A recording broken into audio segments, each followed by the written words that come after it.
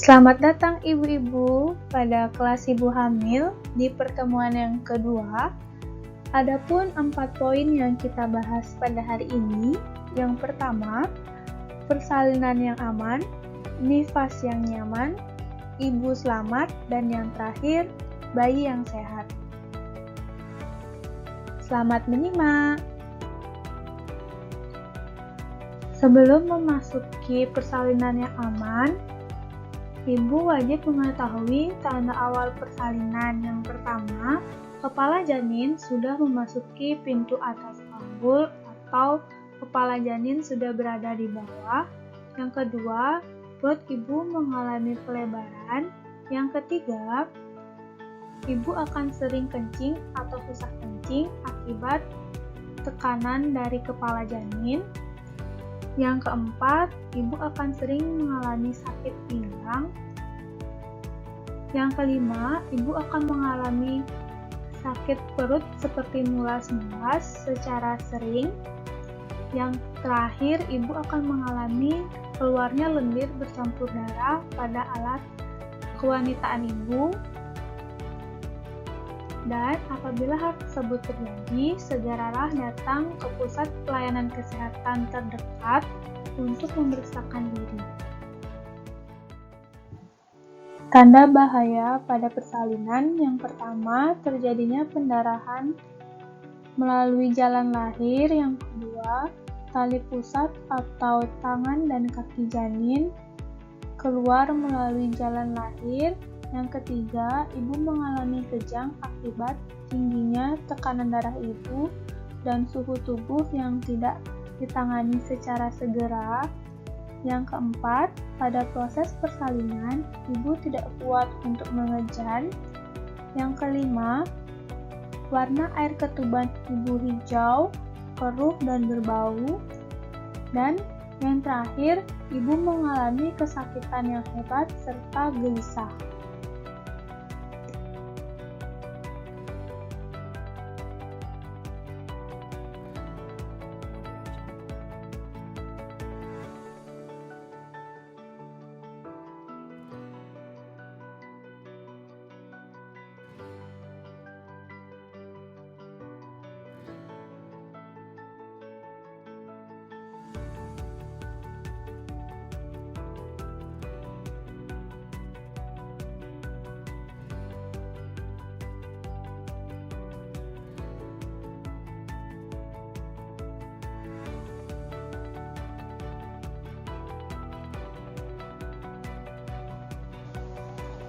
Ibu-ibu wajib mengetahui tanda-tanda persalinan.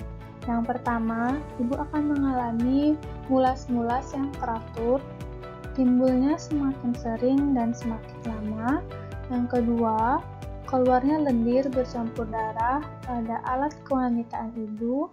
Dan yang terakhir, keluar cairan ketuban dari jalan lahir atau pecahnya selaput ketuban secara spontan.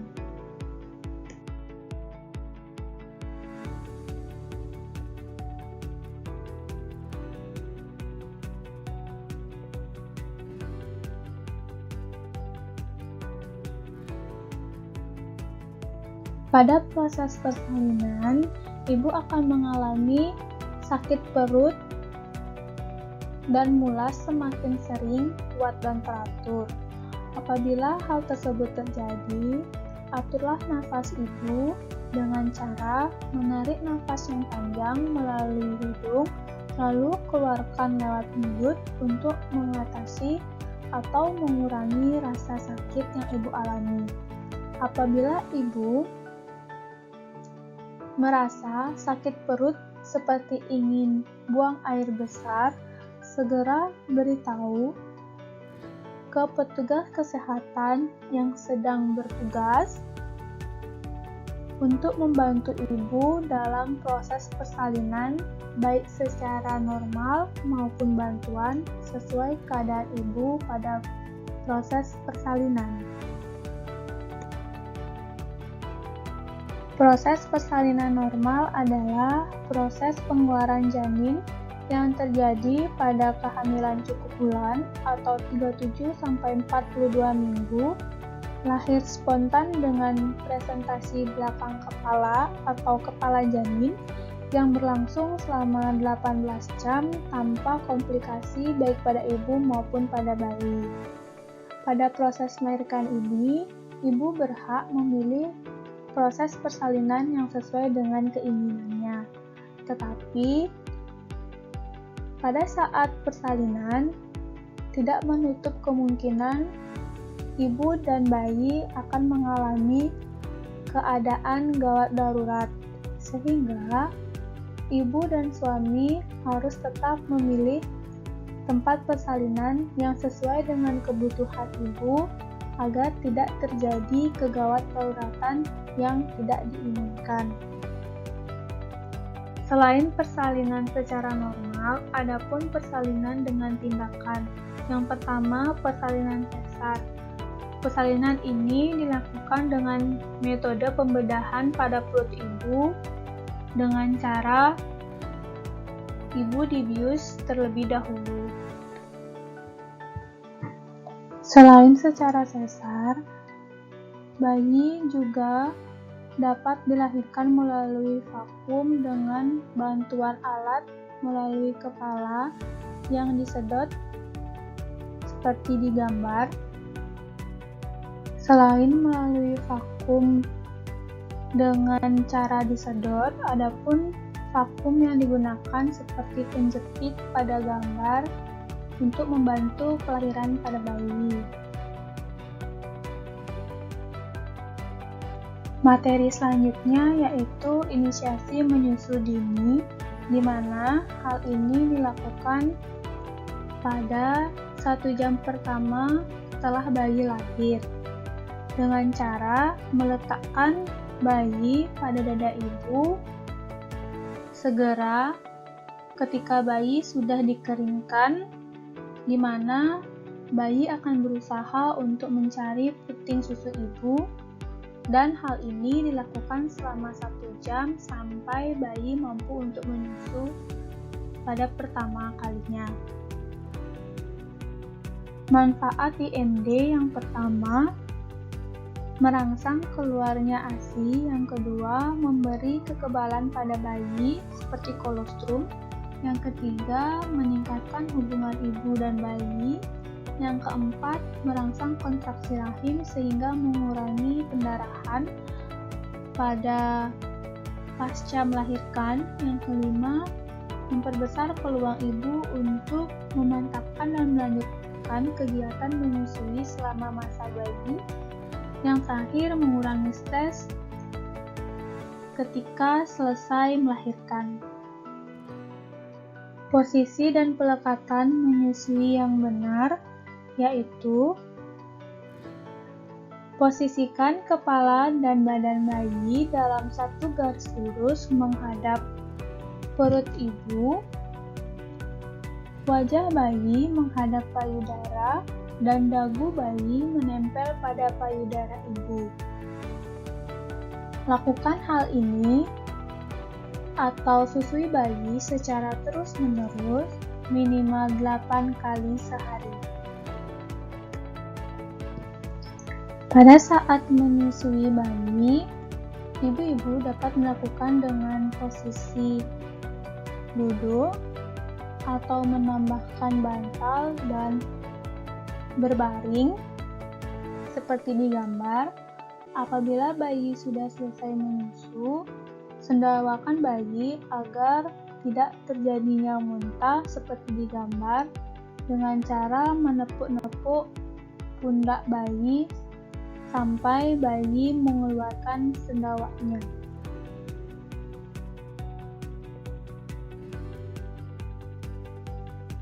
Cara memerah ASI. Sebelum memerah ASI, pastikan payudara dan tangan ibu sudah bersih dan tidak kotor. Lalu, lakukan massage selama 10-15 menit pada area payudara ibu. Selanjutnya, letakkan ibu jari pada puting dan telunjuk untuk memerah ASI. Dan yang terakhir, siapkan alat untuk menyimpan ASI yang telah ibu perah.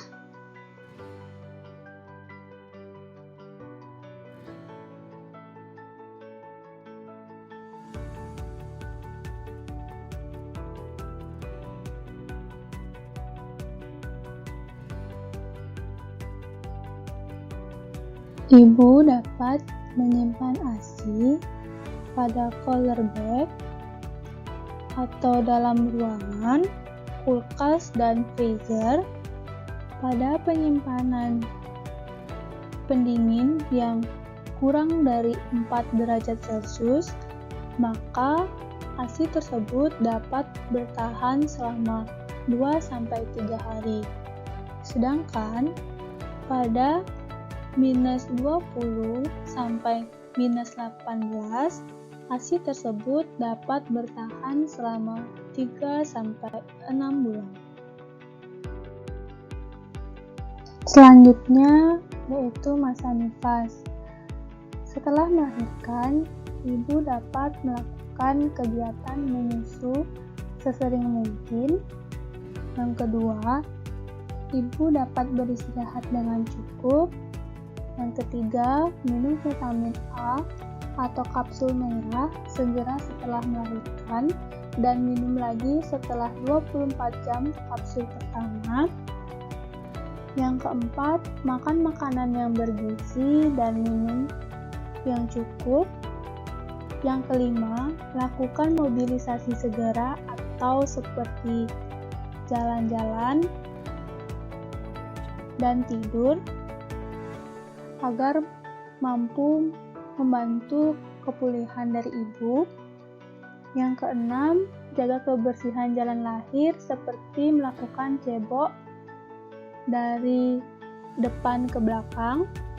Dan yang terakhir, lakukan pemeriksaan nifas minimal 4 kali ke pusat pelayanan kesehatan. Hal-hal yang harus dihindari oleh ibu bersalin selama masa nifas: yang pertama, membuang ASI yang pertama keluar atau kolostrum karena sangat berguna untuk kekebalan tubuh anak.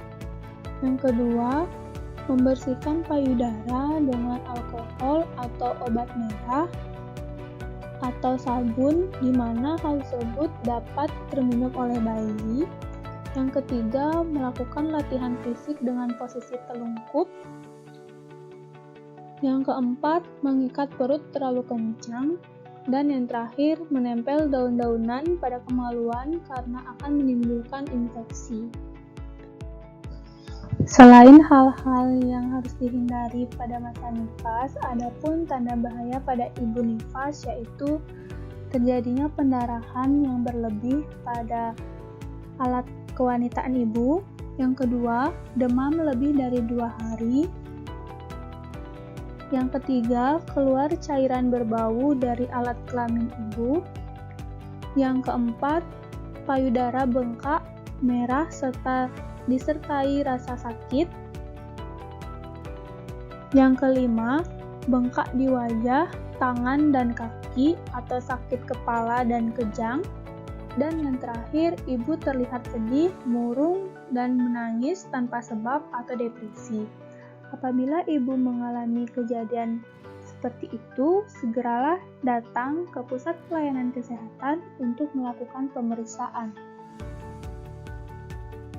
Selanjutnya, materi mengenai keluarga berencana atau KB. Tujuan keluarga ikut program keluarga berencana yaitu untuk mengatur jarak kehamilan agar tidak terlalu dekat pada kehamilan sebelumnya. Ibu memiliki waktu untuk menyusui dan merawat bayi, serta menjaga kesehatan ibu dan mengurus keluarga di rumah. Adapun jenis dari KB yaitu yang pertama, metode jangka panjang. Ada IUD dan implan. Pada IUD merupakan alat kontrasepsi dalam rahim yang dipasang melalui alat kelamin ibu, dan biasanya IUD ini tidak mengandung hormon sehingga dapat digunakan dalam jangka panjang sekitar 5 hingga 10 tahun. Sedangkan implan merupakan alat kontrasepsi jangka panjang, akan tetapi memiliki hormon dan dipasang pada lengan bawah ibu.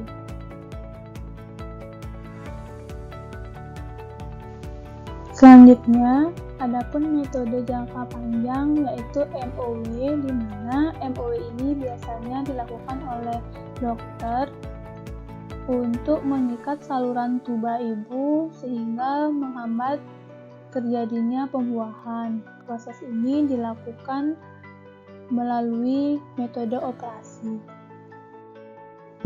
Selain metode jangka panjang, adapun metode jangka pendek pada alat kontrasepsi yang bisa ibu pilih. Yang pertama, suntik 1 bulan dan 3 bulan, di mana suntik ini mengandung hormon, dapat digunakan selama 2 tahun, dan pil juga mengandung hormon, akan tetapi pil tersebut hanya melindungi 1 hari ketika ibu meminum. Apabila keesokan harinya tidak meminum, maka akan terjadi pembuahan, sehingga pil tersebut sangat berisiko terjadinya pembuahan atau kehamilan kembali. Yang terakhir pada metode jangka pendek yaitu kondom. Kondom ini dapat digunakan oleh ibu maupun suami untuk mencegah kehamilan. Kondom ini selain untuk mencegah kehamilan, dapat berfungsi untuk mencegah terjadinya infeksi menular seksual pada pasangan. Sekian kelas hari ini. Pada pertemuan 2 ini sudah selesai. Ditunggu untuk pertemuan ketiga selanjutnya. Sampai jumpa kembali.